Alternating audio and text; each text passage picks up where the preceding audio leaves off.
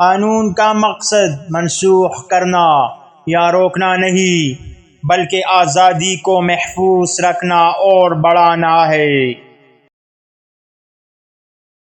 عقل جذبات کی غلام ہے اور اسے صرف جذبات کی غلام ہونا چاہیے۔ سوال یہ نہیں ہے کہ کیا وہ دلیل دے سکتے ہیں، نہیں کیا وہ بات کر سکتے ہیں، بلکہ کیا وہ تکلیف برداشت کر سکتے ہیں۔ اچھی زندگی محبت سے متاثر اور علم سے رہنمائی والی ہے۔ ماضی ایک دنیا ہے جس میں ہم کبھی واپس نہیں جا سکتے۔ بلائی ایک سادہ، ناقابل تعریف، غیر فطری خصوصیت ہے۔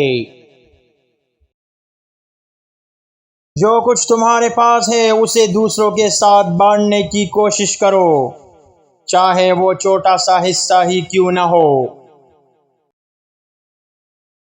محنت کا کوئی متبادل نہیں ہے، مستقل مزاجی اور محنت سے ہی کامیابی حاصل ہوتی ہے۔